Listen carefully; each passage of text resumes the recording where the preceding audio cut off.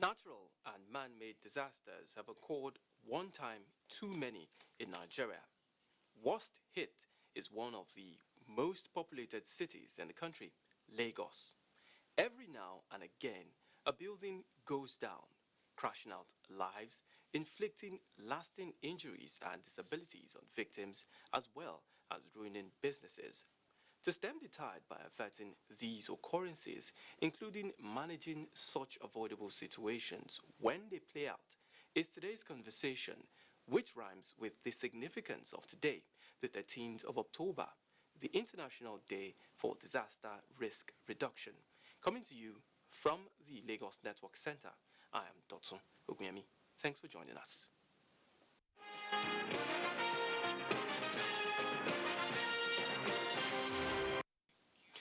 And now let's begin.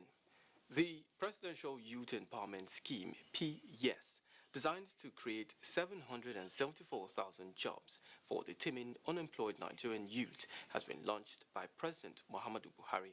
Performing the ceremony, the president, despite challenges posed by COVID-19, social protection and youth empowerment policies would remain on track, even as he reiterates federal government's commitment to youth development and poverty alleviation.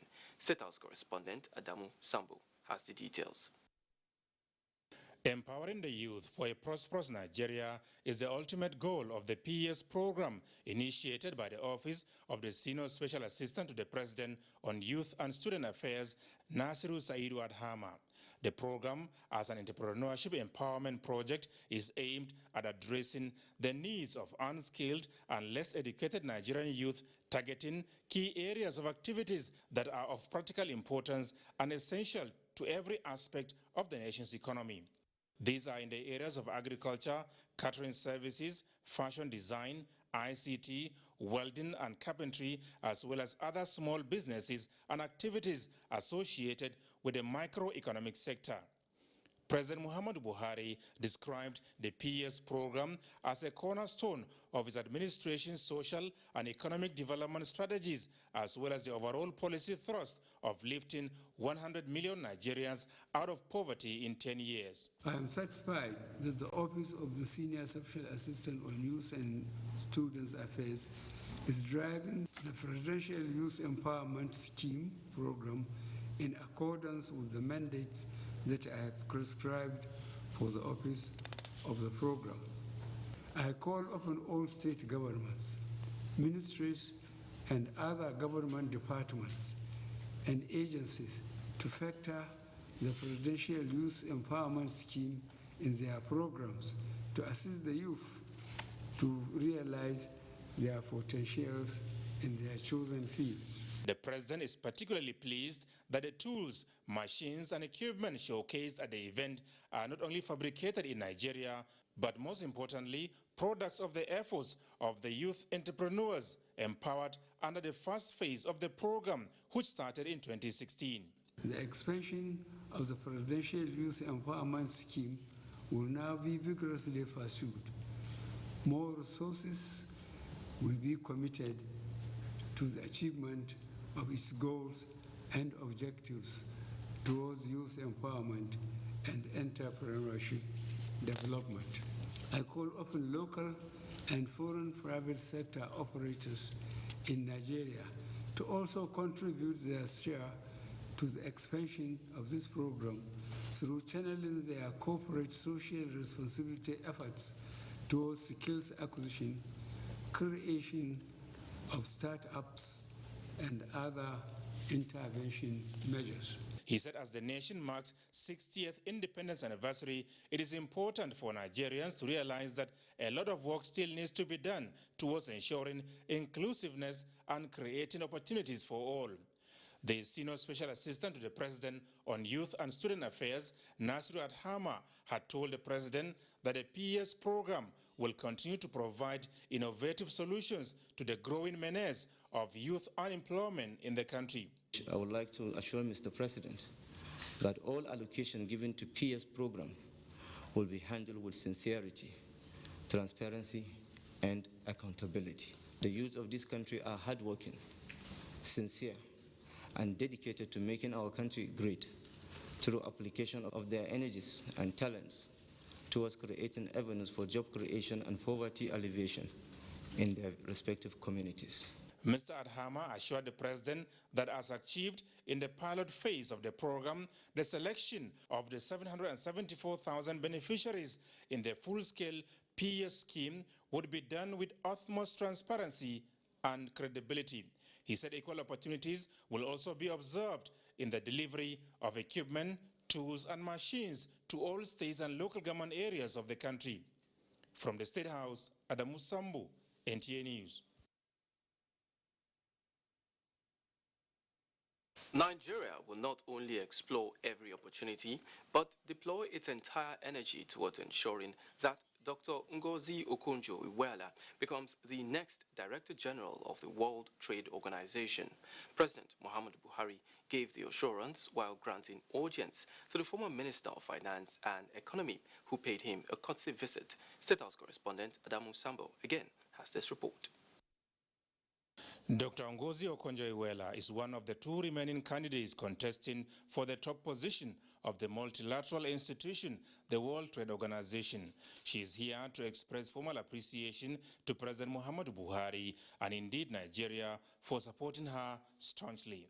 For President Buhari, Dr. Okonjo-Iweala deserved every support to get the top job because of her profile and diligence in serving the country and the world, while assuring her that Nigeria will do all that it can towards ensuring that she emerges the Director General of the World Trade Organization. The President said more phone calls will be made and letters sent to some world leaders for more support.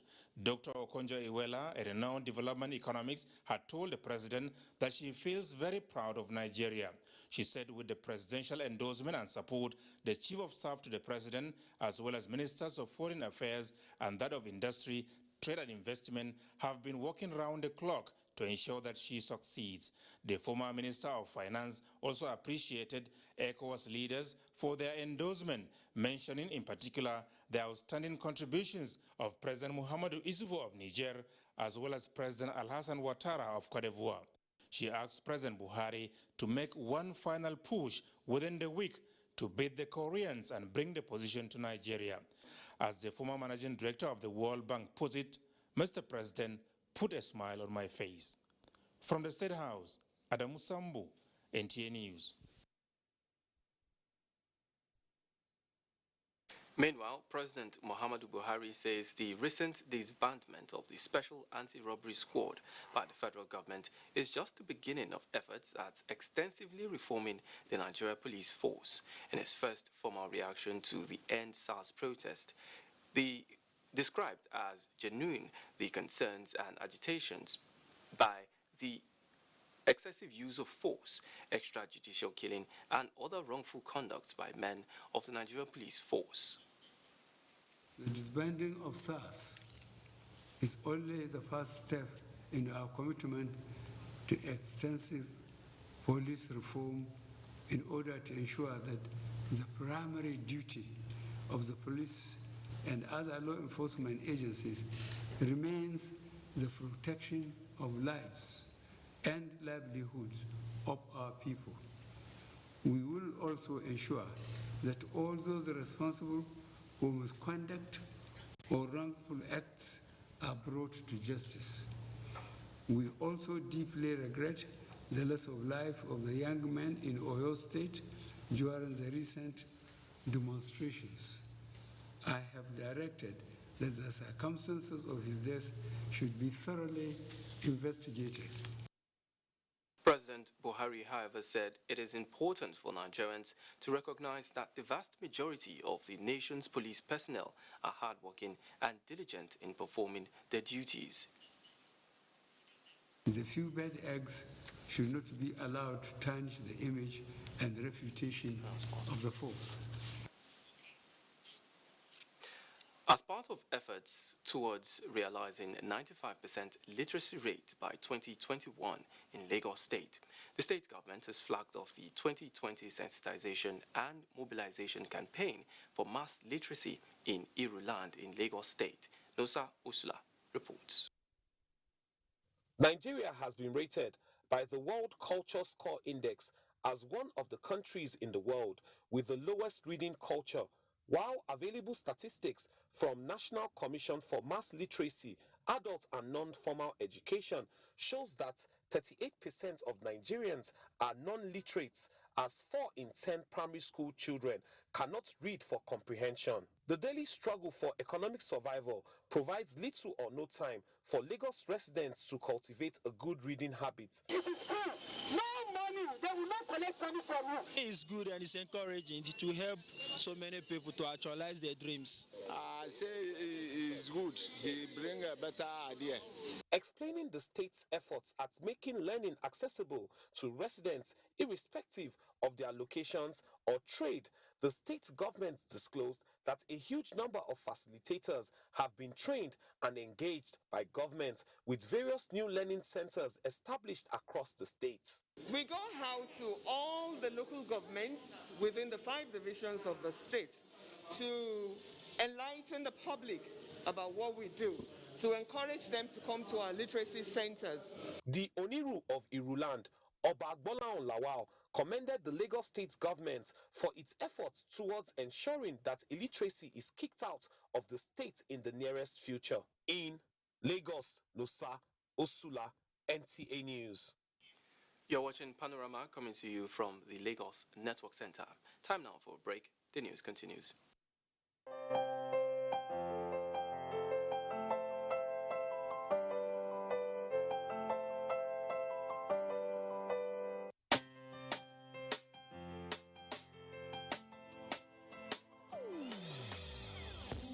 Hear the call of change. Stand up, Nigeria.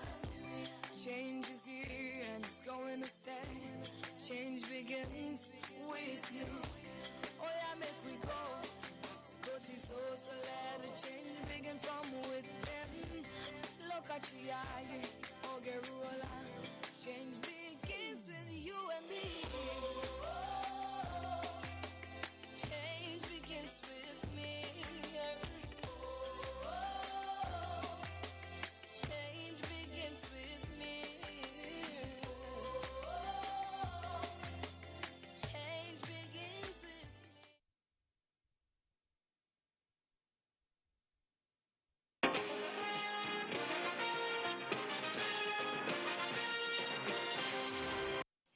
Many thanks for staying. Today is International Risk Reduction Day, a day that raises awareness on the urgency to promote a global culture of disaster management.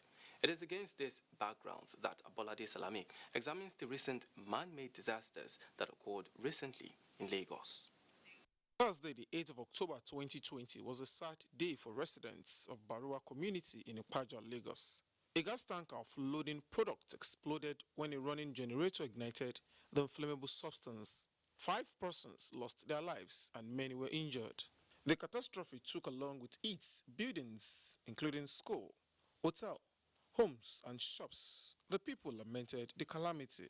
When this incident started around 2:05, we called the emergency number 112 for more than 30 minutes. They could not answer us. I was trying to escape with my own children. Before I don't run like, let's say 5 meters before I hear Boah. I heard a noise and the noise was so heavy. My husband was saying it's rain. I said it's not rain. The whole place was, when we came to see it, what I saw, I was crying. Rescue workers were at the scene after it happened, trying to salvage the situation.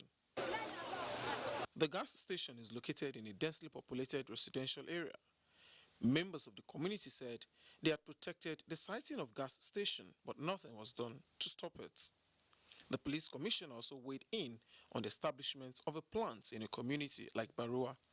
But just unfortunate that this one happened now, having this in the residential area is rather too unfortunate. And we just have to pray for the souls of those that lost their life. But we knew this kind of event will eventually happen. Lagos residents were yet to get over that incident when tragedy struck 3 days later, Sunday, the 11th of October. A building on number 60 Odu Street, Obalende, collapsed at 10 in the morning. A total of 8 fatalities, 6 males and 2 females, were transferred to the mortuary by a joint team of responders who worked many hours to restore order to the incident scene. Many sustained injuries.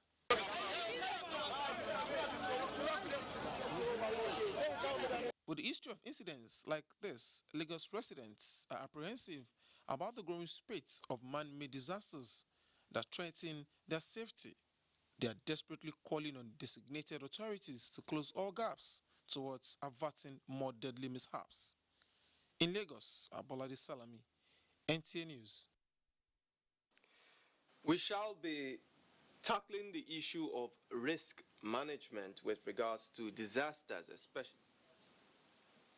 We've had a series of these incidents. And to talk more about this, joining us now live via Zoom is an architect and developer, Kiri Wakama. Thank you so much for joining us on the program. Thank you for having me. Now, like you just saw in that report, there is an increase in the number of building collapse and all of that. Why is this anomaly still persisting in Lagos?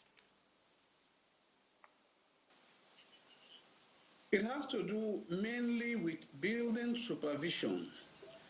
Not many clients want to pay consultancy fees for supervision. And so you find a lot of them building without engineers and not following specifications.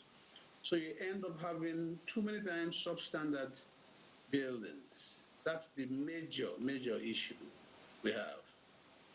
And is there anything government can do in this regard? Are there, enforcement units that need to be monitoring these situations? Government have put a lot of things in place. For instance, you're not supposed to cast any concrete floor without government coming to see and approving what you're doing. And even after casting, you're expected to take it for tests, for test results to be out, for them to ensure that you are on the right track. But you know how things are. Too many people circumvent all these things to the detriment of the general public.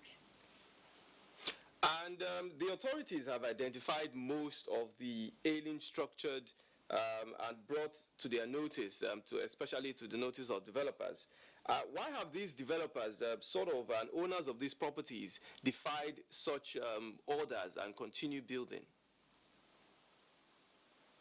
Well, there's a rat race. Everybody wants to make money. Everybody wants to have a building, whether or not they have what it takes to own a building. For a man who wants to develop a 3-4-story building, for instance, is expected to have not necessary approvals, which he will get, and they're supposed to have engineers supervising his building from start to finish. But they don't see a reason why they should pay a consultant. And so they get a contractor or a builder who says he's experienced and knows what to do. He buys cheaper materials, he buys less materials, and because he's done it a couple of times and sometimes he gets away with it, and then he builds in that manner. Then when the issues now come up, everybody now begins to blame the other person. So the clients themselves, first and foremost, should understand that they are building for posterity. Their building should last about 100 years, at minimum 60 years. And whatever they're putting into that building, they should ensure that it is properly done. People go to school to learn engineering. So why do you want to bypass them and get street builders to build for you and expect to get the same result? It doesn't work that way. All right. And now another problem is the siting of risky businesses like filling stations and gas stations in residential areas because of the dangers inherent. Why should this be done, and how can we cope, especially with the threats, minimizing this to the barest minimum? Well, the gas station itself is not a threat. It's not if it is a threat, whatever it is, it will constitute a threat. However, when you come to siting a gas station in residential areas, there are approved layers, there are government-approved layers. If somebody has circumvented, somebody has gone against the rules to put a station there, there's no reason why government shouldn't cancel that building. They shouldn't cancel that approval, seize the property, and then use it to the convert it to the necessary proper use to which it should be.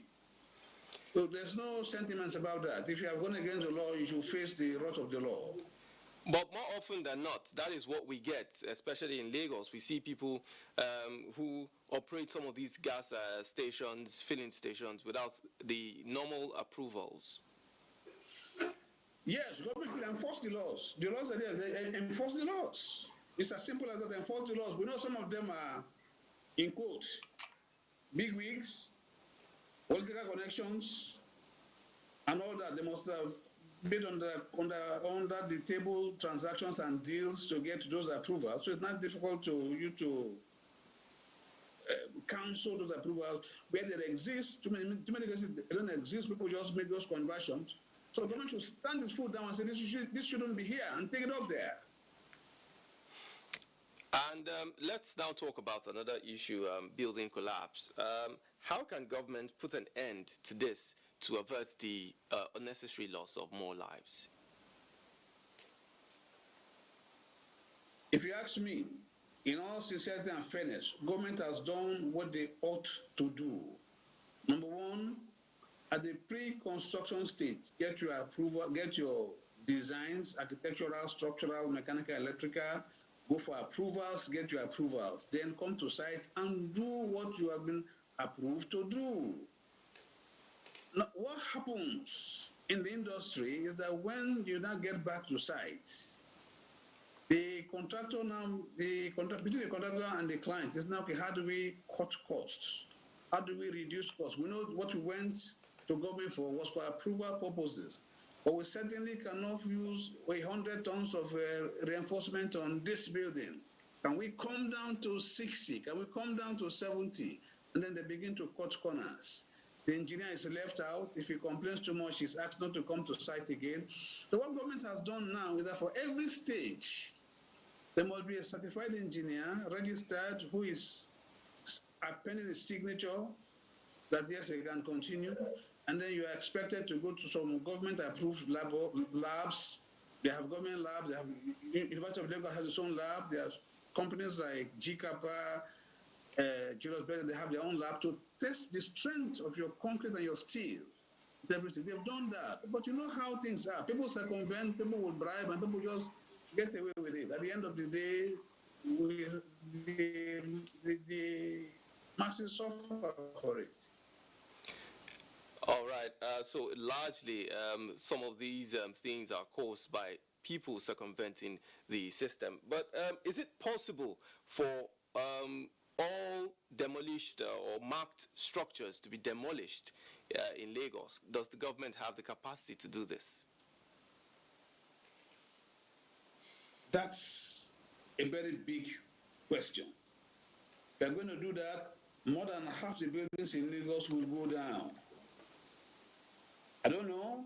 We have to look for some that have met minimum standards that can stand. Then the engineers should advise us, look, in the next 4 or 5 years, this building is likely to come down, but it's good. The economic challenges are huge, and somehow some will tell you, well, if the building has been there for 30 years and is still standing and nobody has died, it has not collapsed, so why do you want to pull it down? So, somehow between the owners of the building, government and engineers, will maybe have a roundtable discussion and see how we can go further. But certainly we cannot. It will be difficult, almost impossible, to pull down all these buildings. All right. Thank you so much, Architect Kiri Wakama, for your thoughts and insights on the program.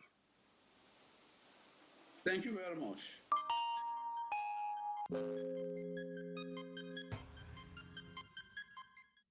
And to some COVID-19 updates, the Nigeria Center for Disease Control has reported 164 new cases of COVID-19 in 15 states, including the FCT. Lagos has the highest number with 64, followed by the FCT with 26. Enugu has 20. Kaduna and Oyo have 11 cases each. Plateau, 8. Ondo, 7. Anambra, 4. Nasarawa and Oshun have 3 cases each. Ebonyi and Imo have 2 cases each, while Benue, Katsina and Ogun have a case each. So far, the country has recorded 60,430 cases of COVID-19. The number of discharged patients stands at 51,943, while 1,115 persons have lost their lives. Up next is Sports Update.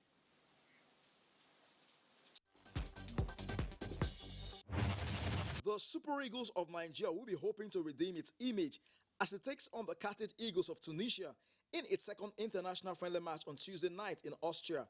The Nigerian side, who recently lost to the Desert Foxes of Algeria by a lone goal, will be facing the Tunisian national football team for the 20th time.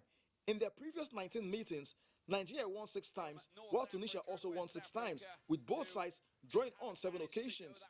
The last time both sides met was at the 3rd place match